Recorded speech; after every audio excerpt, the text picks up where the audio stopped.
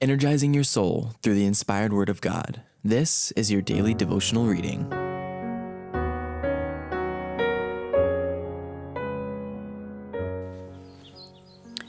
Our Daily Bread.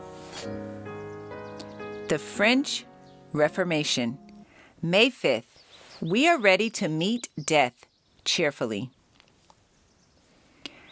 By the light of burning martyrs, Christ thy bleeding feet we track, toiling up new Calvary's ever, with a cross that turns not back. New occasions teach new duties. Time makes ancient good uncouth.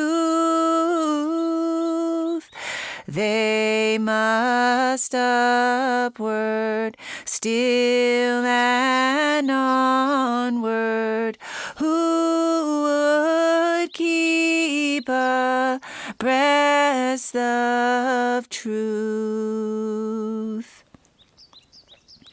We are ready to meet death cheerfully. If ye be reproached for the name of Christ, happy are ye, for the Spirit of glory and of God resteth upon you. On their part he is evil spoken of, but on your part he is glorified. 1 Peter chapter 4, verse 14. As the procession moved slowly through the crowded streets, the people marked with wonder the unclouded peace and joyous triumph of his look and bearing. He is, they said, like one who sits in a temple and meditates on holy things. At the stake, Birkin endeavored to address a few words to the people, but the monks, fearing the result, began to shout, and the soldiers to clash their arms, and their clamor drowned the martyr's voice. Thus, in 1529, the highest literary and ecclesiastical authority of cultured Paris set the populace of 1793 the base example of stifling on the scaffold the sacred words of the dying. Birkin was strangled, and his body was consumed in the flames. The tidings of his death caused sorrow to the friends of the Reformation throughout France. But his example was not lost. We too are ready, said the witnesses for the truth, to meet death cheerfully, setting our eyes on the life that is to come.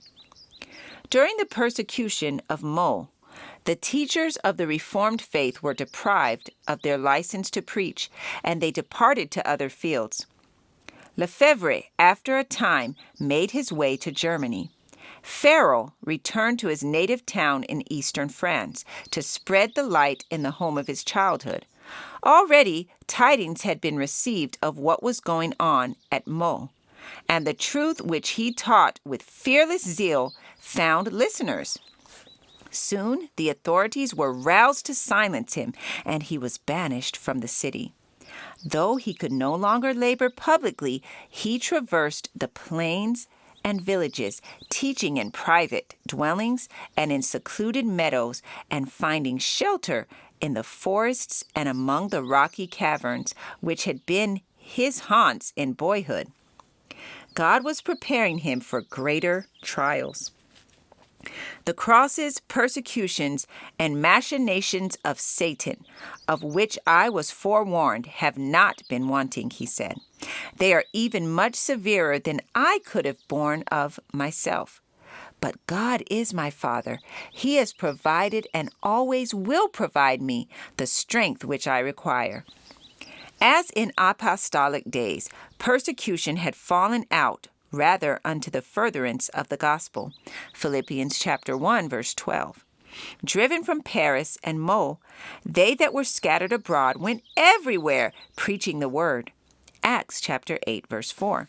And thus the light, found its way into many of the remote provinces of France. God was still preparing workers to extend his cause. In one of the schools of Paris was a thoughtful, quiet youth, already giving evidence of a powerful and penetrating mind, and no less marked for the blamelessness of his life than for intellectual ardor and religious devotion.